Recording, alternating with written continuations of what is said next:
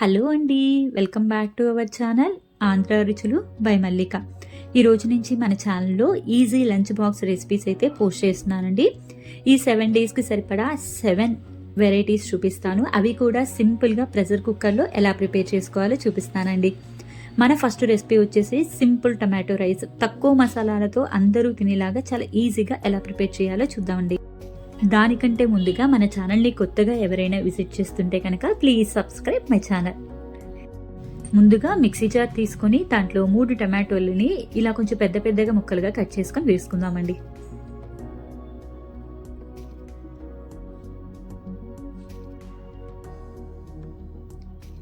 దీంట్లోకి ఒక 1/2 ఇంచు వరకు అల్లము, ఒక 4 వెల్లుల్లి రెప్పలు సరిపోతాయండి. ఒక 1/2 ఇంచు వరకు దాల్చిన చెక్క వేసుకోండి. వీటన్నిటిని కూడా మెత్తగా ప్యూరీ లాగా చేసుకోండి. ఇప్పుడు దీన్ని పక్కన పెట్టేసుకుందాం. ఇప్పుడు స్టవ్ వెలిగించుకొని ప్రెషర్ కుక్కర్ పెట్టుకొని దాంట్లో ఒక 2-3 టేబుల్ స్పూన్ల వరకు ఆయిల్ వేసుకోండి, సరిపోతుంది. దీంట్లోనే ఆయిల్ హీట్ అయిన తర్వాత ఒక టేబుల్ స్పూన్ వరకు జీలకర్ర, ఒక 2 పచ్చిమిర్చిని ఈ విధంగా పొడుగ్గా కట్ చేసుకొని వేసుకోండి. ఇవి 2 కొంచెం దూరగా వేగిన తర్వాత ఒక మీడియం సైజ్ ఉల్లిపాయని ఇలా పొడుగ్గా కట్ చేసుకొని వేసుకోండి. ఒకసారి బాగా కలుపుకొని దీంట్లోనే రుచికి తగ్గట్టుగా ఉప్పు వేసుకొని ఉల్లిపాయలు బాగా వేగేంత వరకు కూడా వేయించుకోండి.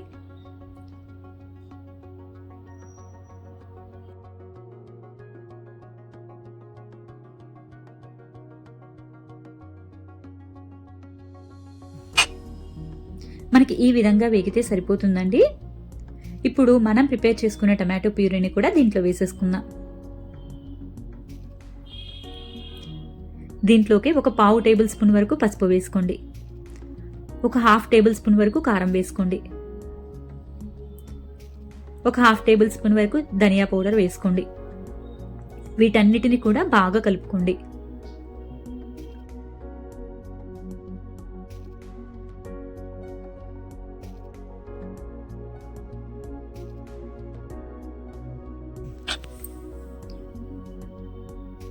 ఇప్పుడు దీని మీద మూత పెట్టి ఒక 3 నిమిషాల పాటు లో ఫ్లేమ్లో కుక్ చేసుకోండి. 3 మినిట్స్ తర్వాత ఒకసారి ఓపెన్ చేసుకొని మరోసారి బాగా కలుపుకోండి.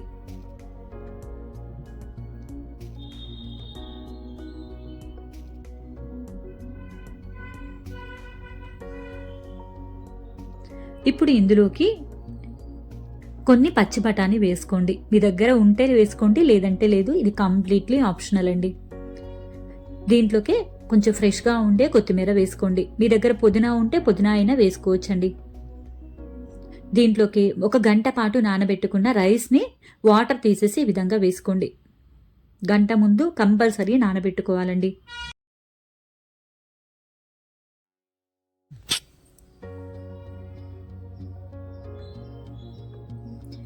ఈ విధంగా రైస్ మొత్తం వేసుకున్న తర్వాత ఒకసారి గెంటెతో నిదానంగా కలుపుకోండి. నానబెట్టిన బియ్యం కదండి, విరుగుతుంది. అందువల్ల నెమ్మదిగా కలుపుకోండి. టమాటో ప్యూరీ మొత్తానికి కూడా రైస్కి పట్టేలాగా.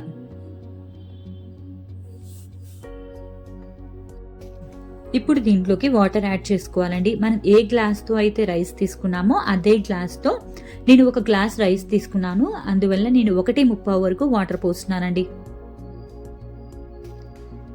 నాకైతే వాటర్ కరెక్ట్గా సరిపోతాయి. మీరు రైస్ని బట్టి మీరు వాటర్ అనేది అడ్జస్ట్ చేసుకోవచ్చు. ఇప్పుడు ఒకసారి బాగా కలుపుకొని సాల్ట్ అనేది చెక్ చేసుకోండి. నాకైతే కొంచెం సాల్ట్ పడుతుంది అనిపించింది, అందుకే కొంచెం సాల్ట్ యాడ్ చేస్తున్నాను. మరోసారి బాగా కలుపుకొని ఇప్పుడు దీని మీద మూత పెట్టేసుకోండి. మూత పెట్టుకొని మీడియం ఫ్లేమ్లో 2 లేదా 3 విజిల్స్ రానివ్వండి, సరిపోతుంది.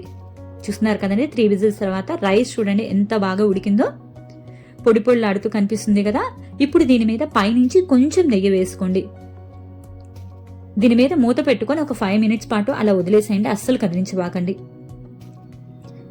5 మినిట్స్ తర్వాత ఇప్పుడు మీరు సర్వ్ చేసుకోవచ్చండి. చూస్తున్నారు కదా రైస్ ఎంత చక్కగా ఉడికిపోయిందో మనకి.